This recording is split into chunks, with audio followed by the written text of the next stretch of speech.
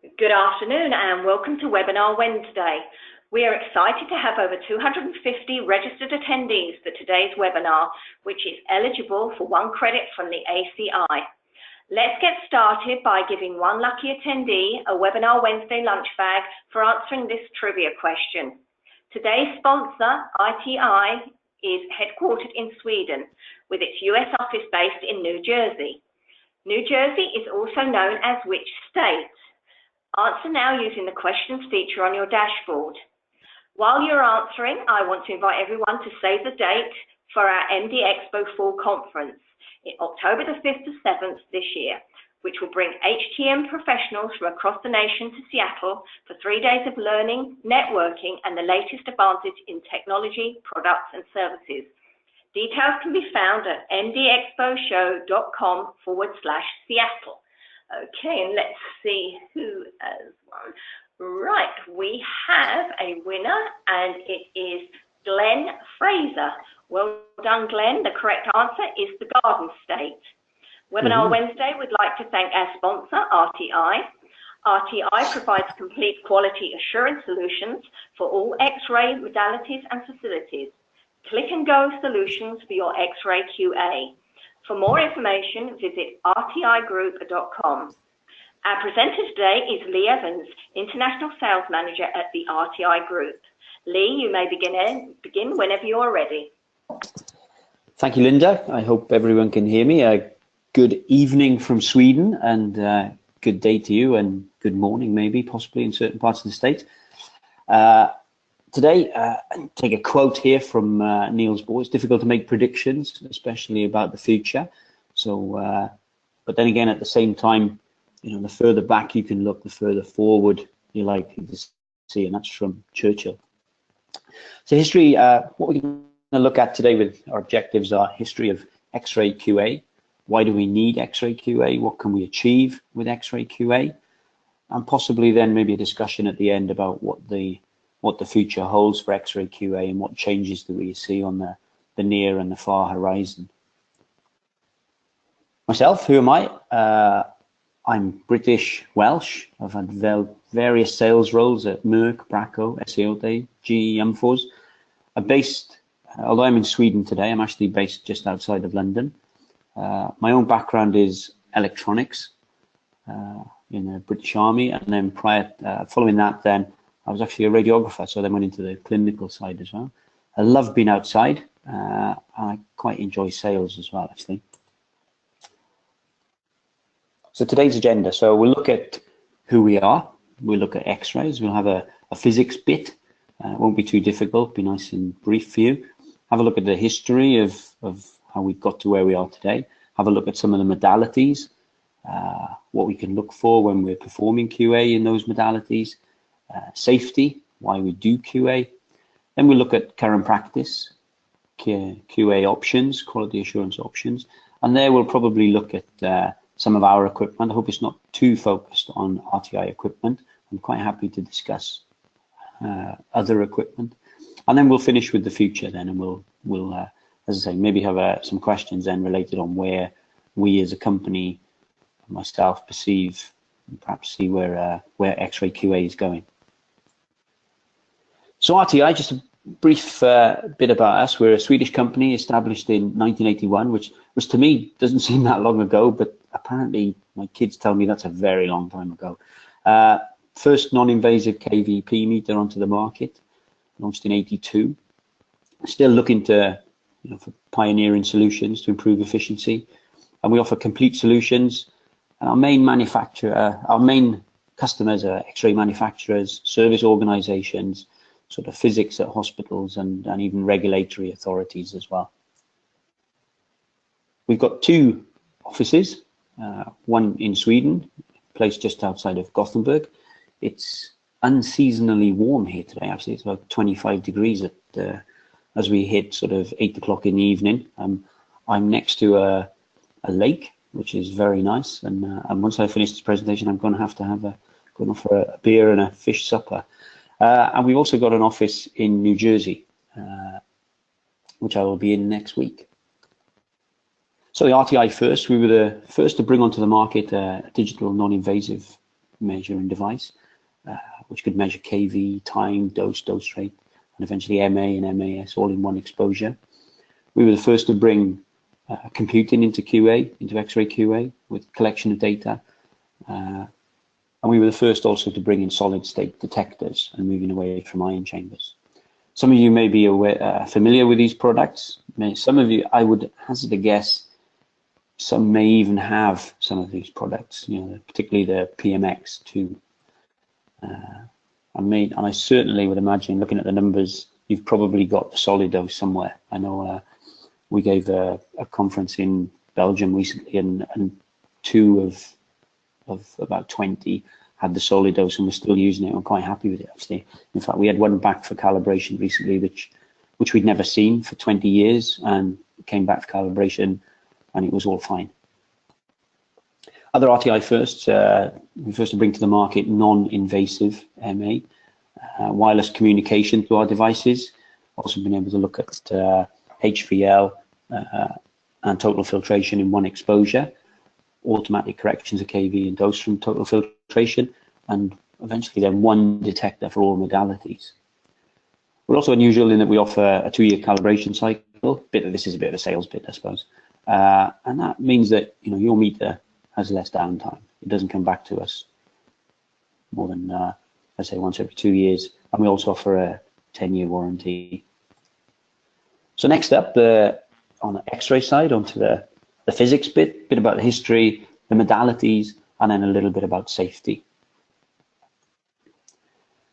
This is a slide more for your own reference, really. I think it's pretty self-explanatory. It's looking at the electromagnetic spectrum and where X-rays figure within that. It's quite a sort of slim segment of the spectrum, really, but it's very important, and obviously it touches our lives, and in fact now with security measures, it touches our lives almost every day where you come across X-rays. This is mine, yeah.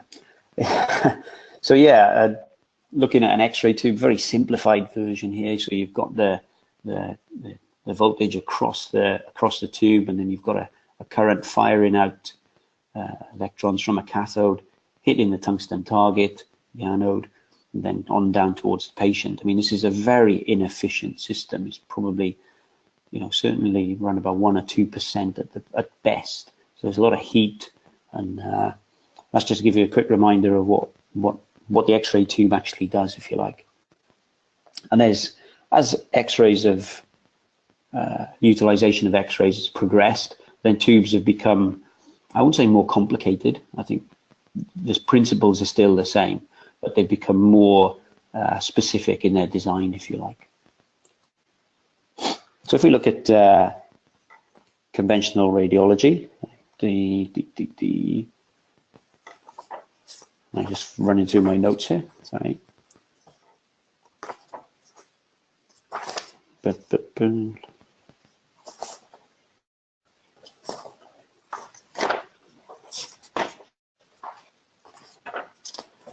So looking at conventional radiography, so that we're looking mainly at skeletal, simple imaging of the skeletal system, maybe chest X-rays, looking for fractures, relatively high kVp, so we're looking at anywhere, 70, 80 plus, pretty much short, simple exposures.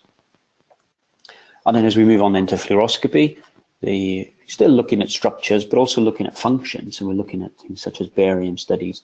Doses tend to be lower, tend to be kV lower than about 70 kV, but also we're starting to come into pulsed exposures now, and this makes QA more complicated.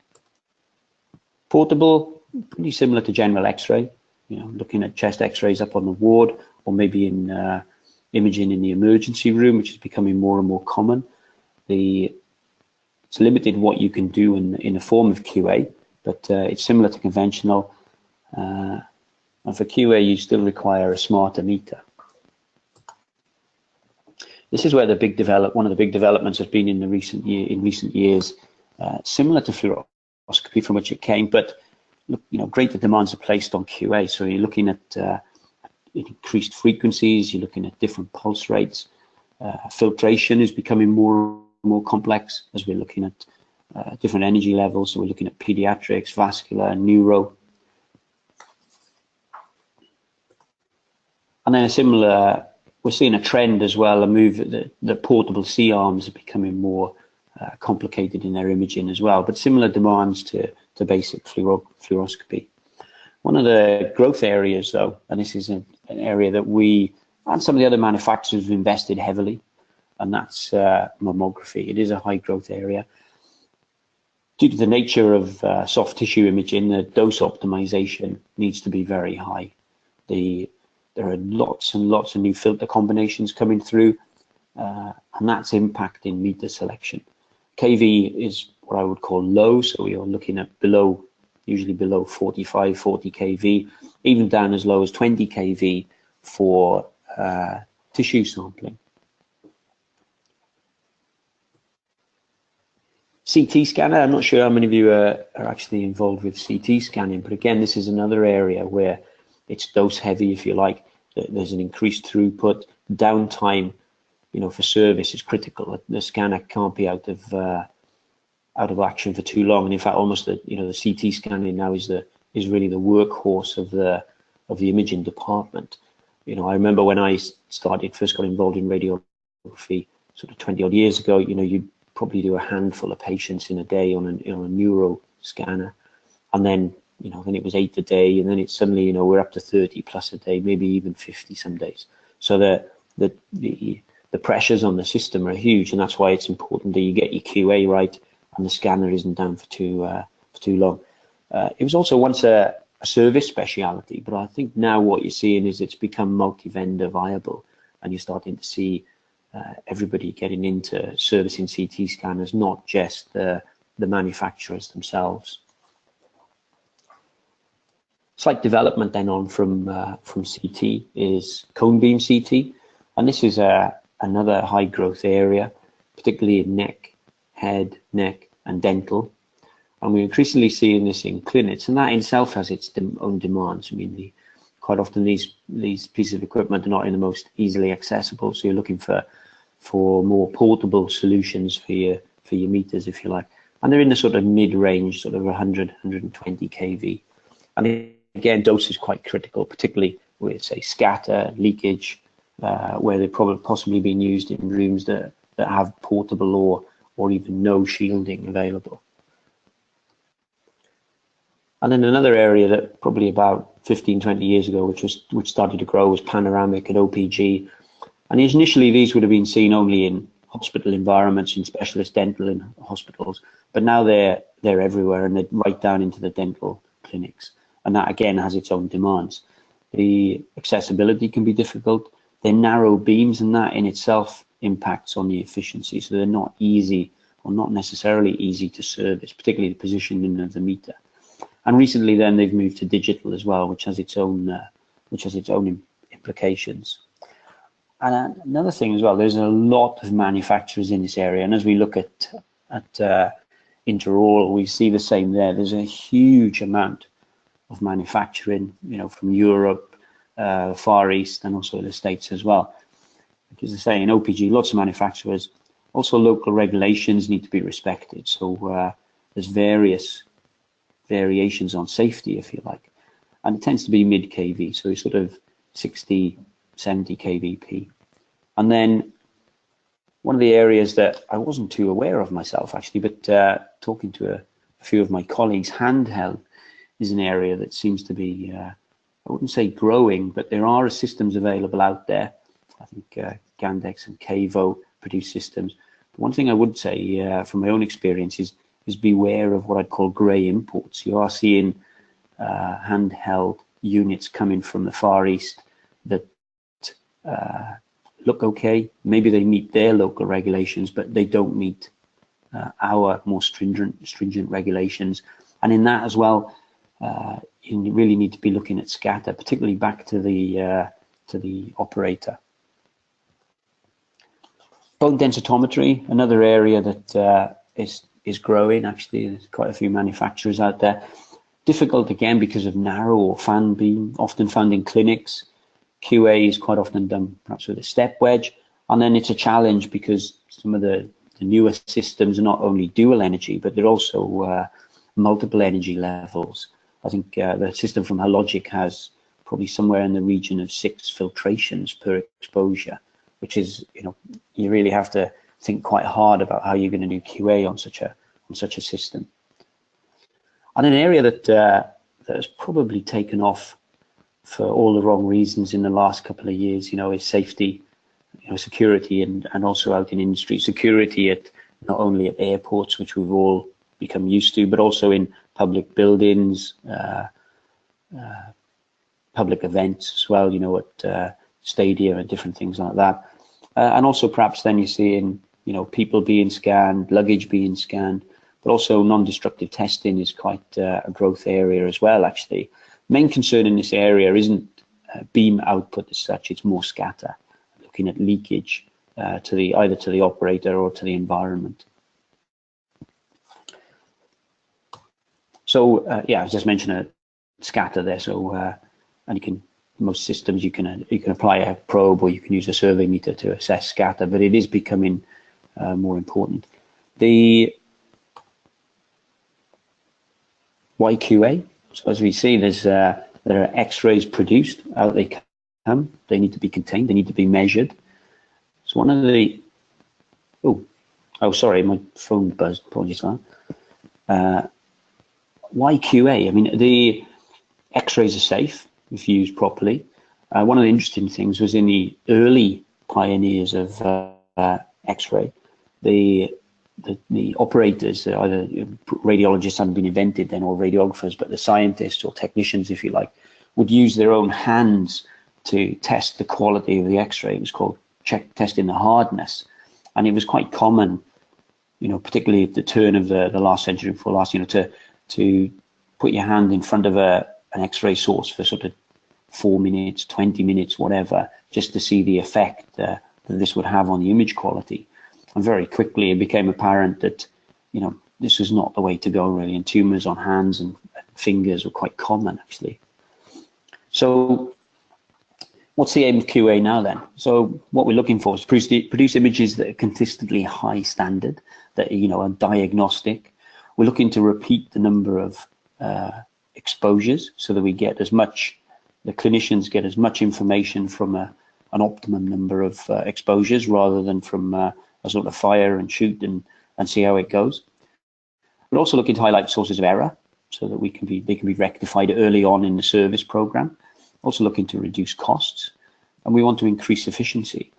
And ultimately, also we've really got to be aware that radiation has risks, and we want to keep that as low as reasonably practicable, what we call a LARP or a LARA.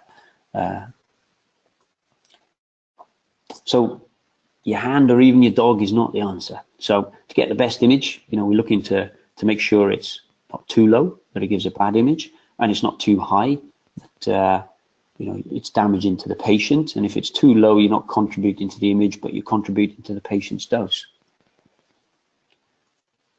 So initially, wrong one there actually. So initially to test X-rays, you'd be looking at a ridiculously complicated, well, a relatively simple system, but a ridiculously complicated setup, if you like, with in what we call an invasive dianalyzer, which is time-consuming, bulky, expensive, and no in-beam measurement. But in fact, I know from years back that people would be looking, this would be done portably. It would actually be done at the system. I mean, it doesn't bear thinking about actually. So what do we measure now then? So modern multimeter, you can measure kV, kilovoltage of the X-ray beam. You can look at time, pulses, pulse rate, even MA, MAS, exposure to the patient, exposure to the room itself, and then exposures per pulse. So there's quite a range of services that we can offer to the customer to keep them abreast of their quality and to provide the service they require.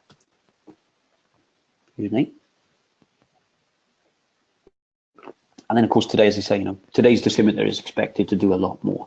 It's not just measuring that simple output of time or of voltage. We're looking for much more information from the beam, shall we like. Little mention about ion chambers. So initial meters used ion chambers. Ion chambers still have their place, but it's limited. It's becoming, I think that it's safe to say, although we are a manufacturer of digital detectors, solid state detectors rather, and our customers and our competitors all use solid state, there is still a place for ion chambers out there, and I'll come across that in one of the later slides. One of the problems with ion chambers, though, is that traditionally they weren't very robust. They were dependent on temperature or pressure, and measuring kV and half value layer, difficult, if not, dare I say, almost impossible. But they still do have their place. So solid state detectors, much more robust, initially more expensive, but now quite comparable to ion chambers, and they can offer a lot more. So as I say, a lot easier to measure kV, total filtration, half value layers, and they're also they can be used more appropriately for pulsed systems, such as in fluoroscopy and interventional radiology. And as I said, they're more durable as well. So here we see the evolution, if you like. So we've gone from dianalyzers right up to the present day. So you're looking at bulky systems which wouldn't have looked out of place in a 1950s B movie, right up to the present day, where we're systems that are communicating wirelessly or uploading data to your PC and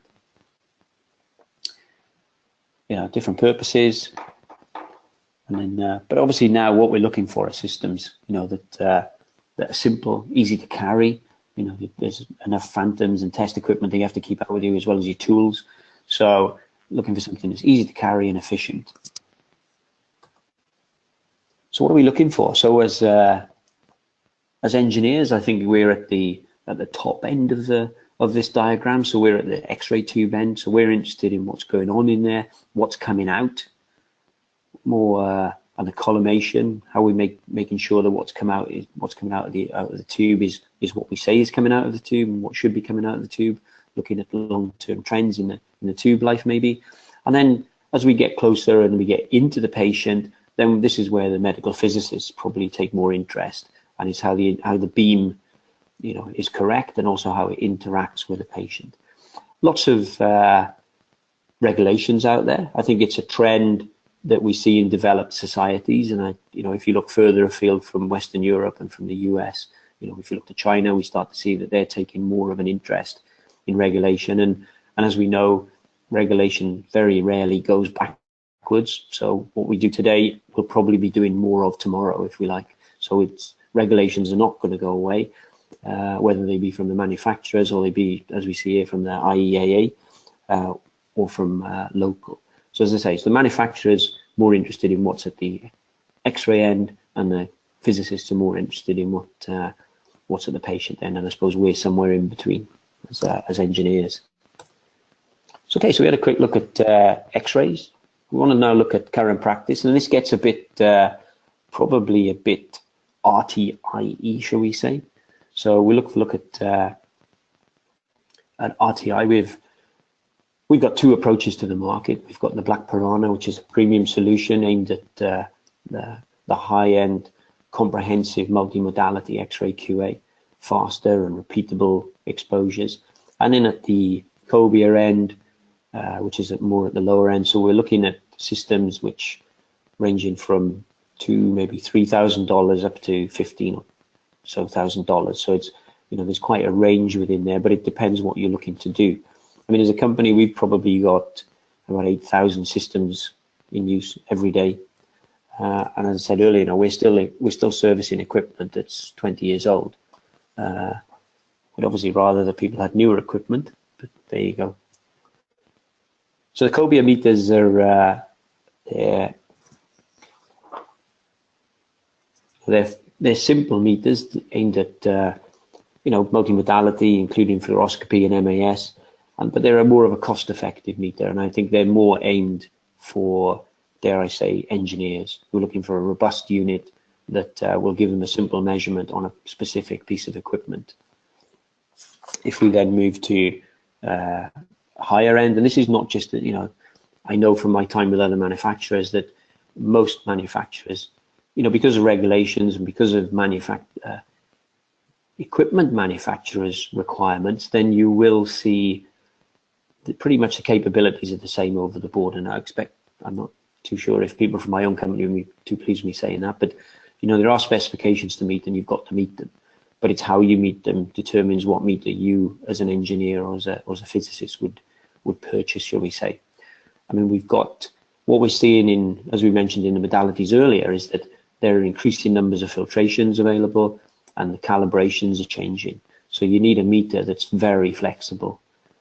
And also now engineers, X-ray manufacturers are looking for units that will interact with either a tablet or their own laptop, so that it's quite a simple meter. This is a typical screenshot of this app. Just happens to be from a Piranha, but it would be similar if you were looking at something high end like a X2, or a Nomex. So you've got tube voltage, exposure time, exposure in dose, and obviously talking about filtration rates, half value layer, total filtration, and there also on the right hand side we see a series of pulsed exposures as well. And this is and this is quite common to all the manufacturers. I mean, if you're looking at the simple modality, then you probably wouldn't be looking for this much information. You may well be just looking for kV and dose and time, and that will be it. But for more advanced surveys, then you'd probably be looking at something along this line. So modern detectors, these are all ours. I wasn't sure if I was allowed to use other people's, so I've actually just stuck to ours. But they're pretty much the same, really. But one thing with modern detectors is that they replace probably 4 or 5 ion chambers, and there's a cost implication for that. They're also more robust. I mean, with the meter the detector we've got at the top there, I mean, the sensitivity is such that you could use it to detect scatter and leakage, as well as in-beam measurements. And one of the things we're also seeing, not necessarily X-ray, but with the advance of digital, there's a demand for more and more light detectors. And if you've got a system, then rather than carry another meter, a light meter, you can actually plug in your light detector or our light detector or another manufacturer's into your meter, and away you go for making measurements from visual units. There's also, as I said earlier, there is still a place for ion chambers, particularly axial systems, for making complex measurements on CT detectors. And we've got a piece of equipment called a CDP and a Loney mover, which we use to make very accurate measurements. I'll talk about that a little bit later on, actually. In fact, yeah, oh, right, sorry, it was the next slide. A bit confused there. So the CT dose profiler, as you can see from the right-hand side, from a single exposure with the chamber you see on the left, you can make a very accurate graphical representation of the exposure at the tube isocenter. This is, I'd say this is another growth area, actually. It's an area that increasingly manufacturers want to look at, and also regulatory bodies. Whether engineers on a day-to-day basis are looking at this is another matter, but it's certainly of interest to physicists and as I say, regulatory bodies. Did mention also MAS, so that's just an example of invasive, where you're placing the connectors directly into the taking off the panel. That's not always possible, obviously. So then we also have non-invasive, which work on a clamp system to measure, and that's where safety or ownership or perhaps access is denied to the panel. So there's different, dare I say, horses for courses. Somebody bet me I couldn't get that in. Also, there's other elements. You're looking to measure light field, the extent of the light field, and whether the radiation aligns. So you're looking at light field radiation conformity. And there are various systems out there. We've got the Nova and the VisiX, but there are other systems as well, which are a lot simpler to use and a lot more efficient than using film, which was probably the more traditional way of doing things. Okay, so coming up to half an hour then, so we've probably got about 10 minutes or so to go now. So one of the things we wanted to look at today also was then, as we start to talk about the future, so where do we see X-ray QA going? So I'd say accurate measurements probably not enough. You know, we make the measurements, we meet regulations and standards, and you know we excel in productivity, or so we think. But actually, when we look at it, we place the meter in the X-ray, we fix maybe with a cable with a bit of tape, perhaps. We expose, we measure. We may note the value down on a post-it note. I didn't realize that was that's not meant to be a joke. Actually, that's pretty much, you know, what people are looking to. You know, that's what some people do. We compile the data. Maybe if we're a bit more advanced, we put it into Excel. We may even write the report for the customer in Word, and then, or maybe even we actually store that on a server. And then perhaps then we send the report then either a hard copy or an email copy to the customer.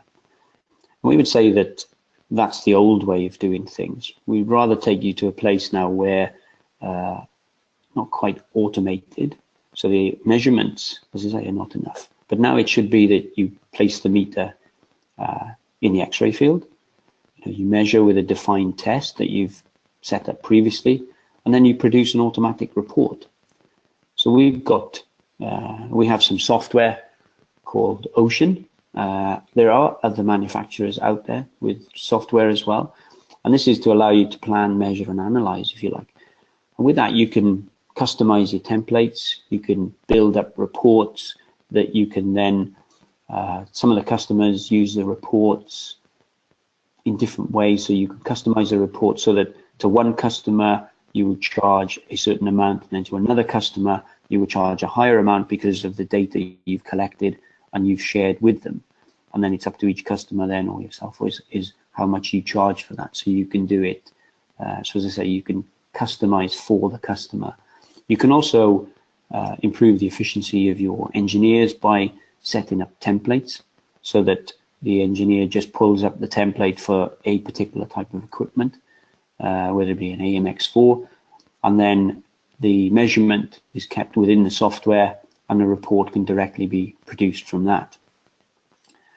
It also allows you to give a sort of overview of the entire organization that you're looking at. And if you were, you know, if your engineers are measuring on multiple systems, when an engineer goes back, that data is there from the previous visits, and you can make an analysis, if you wish, on what on any changes that there are or long-term trends that you see, perhaps with the tube or the filament.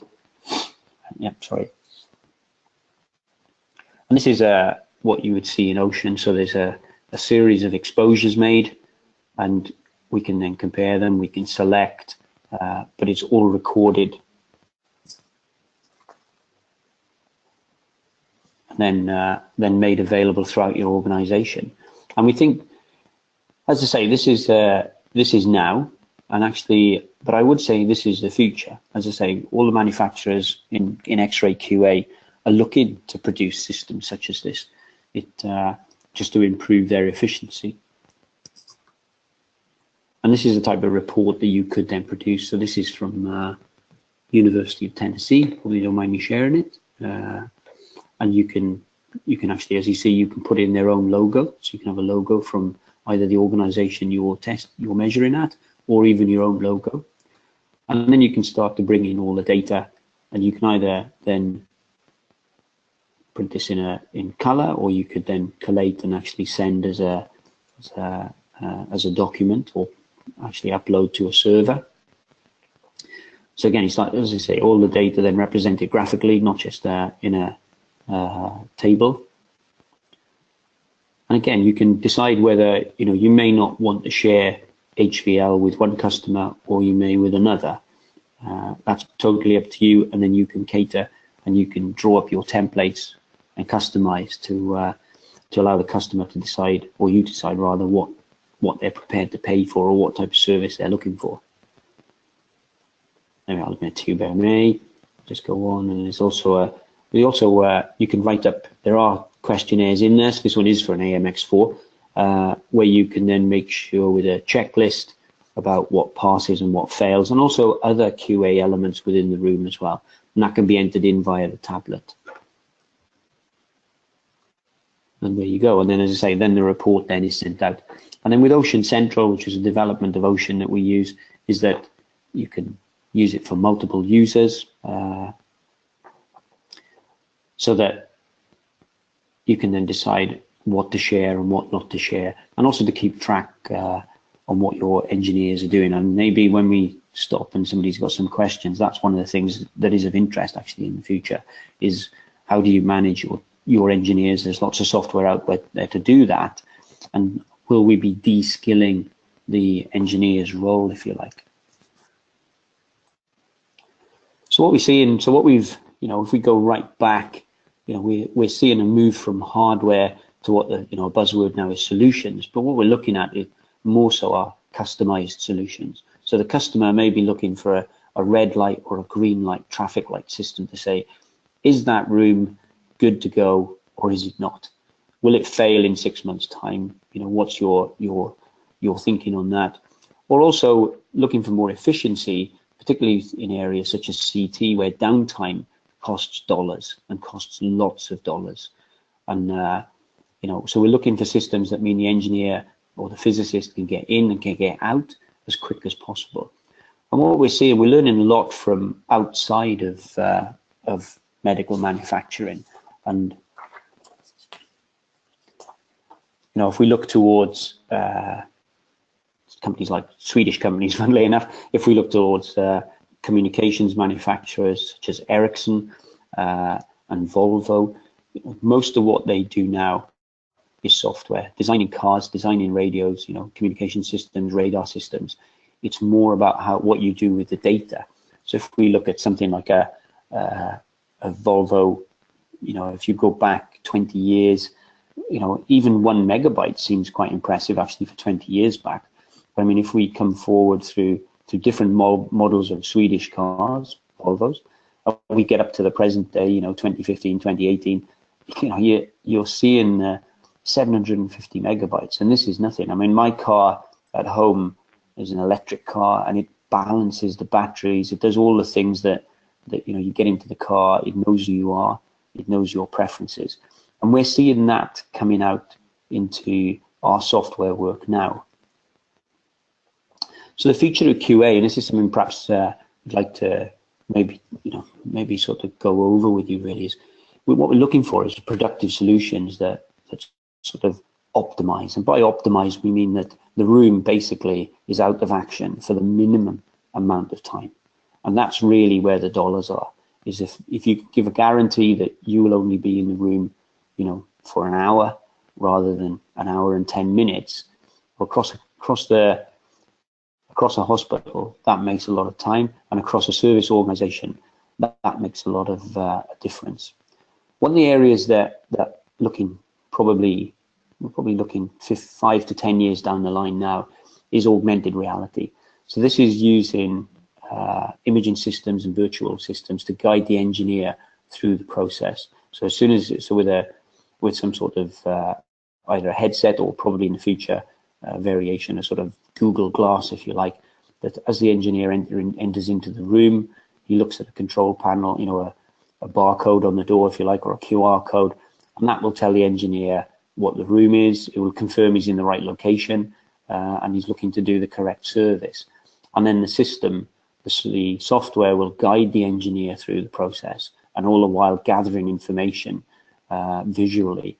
And I think that will have big impacts on us as individuals, actually, because I feel that although that has an area of excitement about it, it also de-skills us. And that's something as we move into through the 21st century, is that how interesting and exciting is work going to be if everything you do is a checkbox, if you like, if it's sort of forced on you by somewhere else. One of the companies we're working with in Europe, we're looking to develop a system that has no screen, so, and no output screen either. So not just that it transmits to somewhere else, where it transmits to is back to head office. So the device is placed within the beam, an exposure is made, and then the engineer gets an indication on his phone that the system has passed or failed. And if it's failed, why it's failed, and if it's passed, good to go. He makes no recordings. And the idea again with that is unfortunately to de-skill the engineer, because engineers, can be expensive depending which markets you're in. And for me, I think that's as I say, it's exciting, but it is a worrying trend actually. So it takes us back to, originally as when X-rays were first manufactured, where the X-ray is there to serve us. It's whether it's checking our baggage at the airport, or it's X-raying our son's arm after a fall at school. It's there to serve us, and we have to make sure that that's done in the safest way as possible, and actually more increasingly is in a more efficient way, if you like. So yeah, so we just coming to the end there. I think we're bang on time. So I had a little bit of physics, not too much. Hopefully you'll have loads of questions about physics afterwards, and then I can run out of the room. A little bit about history, a little bit about the early pioneers and how they fried their own hands. A little bit, tiny bit about safety, current practice. Hopefully not too much on our own equipment. I would like to have talked about other people's equipment, but that's not really possible. And through that, the QA options are available. And then I talked a little bit about the future and about where we go and some of the developments that you may see. Obviously, I couldn't share too much because it's company classified, actually. So as we go back to Niels Bohr, the famous Danish scientist, it is difficult to make predictions, especially about the future. That's Niels Bohr. But as he says, of this I'm convinced, we'll all have hoverboards. I don't think he said that, but you've probably seen the film. Thank you. Thank you, Lee. That was very interesting. I have had a couple of questions, actually. Okay. You mentioned automated reporting. How do you see this impacting on the engineer? I think it's it's like all technology. I think it needs to be worked with. And so if you're, as I mentioned at the end there about de-skilling, is that, if you de-skill humans, they become bored, and they become inefficient and they lose interest in the job. So I think automated reporting is there, but I think for the moment, you want to have an input into it. I'd hate to think that you feel that you're a sort of monkey in a lab pressing buttons. I mean, really you want to feel that your work is appreciated, and that problem solving that we all came into engineering for. That's what probably drove most of us to engineering. It's a way of solving a problem through mechanics and maybe through electronics, but with software, that's increasingly decreasing, shall we say. So I do see the worry about de-skilling. I think it's a concern, not just in this industry, but wiser. But yeah, automated reporting, I think is the way ahead, really. I think, and as I said, there's a company that we're working with that actually, are trying to completely remove the interaction from the engineer. The engineer places this is in C-arms, so it's a relatively niche area, if you like, but placing the meter in the beam, making an exposure as described, as set, and then just getting a green light to go. And I think that's worrying, actually. Okay, that's great. Now, in security screening, is there still a requirement to carry out QA? There is actually, but it's more down the route, as we mentioned, about scatter and leakage, in that a lot of the systems are in public places, but a lot of the systems beyond that are in, out of sight, if you like. So if you're at an airport, they're in the baggage area that the public don't go to. I think also one of the areas in security screening is, or in industrial screening, is in food industry, where you're looking for maybe animal parts in vegetarian meals. That happens, you don't want to find a bone in a vegetarian meal. But then we're not usually looking at quality of the beam itself. What we're looking at is leakage and scatter to the operator, and I think that's the that's the area of growth, particularly, as I say, in public places, which is an everyday part of life now in our area, in all our lives, actually. Yeah. Okay. So as well as X-ray output, can you measure other factors such as filament current?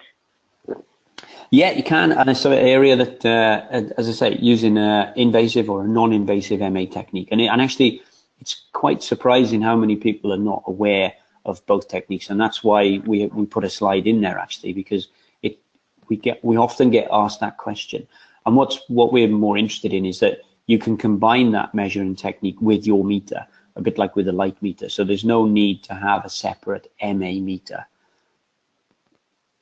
Okay, and I've had a question come in saying, are there plans for an Android iOS package for the Piranha in the near future? I'll get back to you on that one. Yeah, I'll get back to you. Okay, and if that person wants to email me, then I'll answer them directly, actually.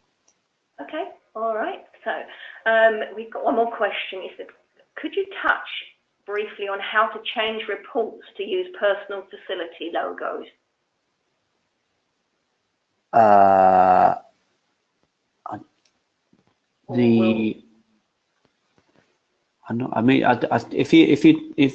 If you're in the ocean environment, which we have, and as I say, other manufacturers are working on their own systems, and there are other systems out there, then it's relatively simple to change the logo. Do you mean the actual logo report on the your own individual logo or the customer's logo on the report? That is relatively simple, actually, and I won't do it now. But again, if you want to drop me an email, I'll send you some screenshots of how to do that if you're using that system, actually. Okay, that'd be great. I'm sure they'd appreciate that. And I've got one more. How can one ensure quality and safety of use of X-rays in areas with limited access to QA resources? I think if you're developing any QA system, I think it depends, where you are, where you are in the world, what the local regulations are. I think the manufacturer in that area, the engineers in that area, the physicists in that area, and the end users in that area, firstly, need to be aware of QA. And QA, it can be quite simple, from visual checks to radiographic imaging, right the way through to testing the beam quality. I think the first point, though, is to be aware of your local regulations, either set by government or by the organization itself, and then go from that point. And with any ISO, if you talk about ISO accreditation, in a sense, what you must measure what you set out to measure. So you can start relatively simple about measuring dose, because that gives you an indication of the quality of the X-ray, if you like, and then combining that with imaging to give you maybe a subjective view as well. But I would start very simple and then work up from that. So work up from the regulations, looking what you can do on a daily, monthly, quarterly basis as an end user, and then as an engineer, what type of service that you can then offer to, and the same as with the physicists. So keep it simple, I would say. Great. Well, that seems to be the last of the questions.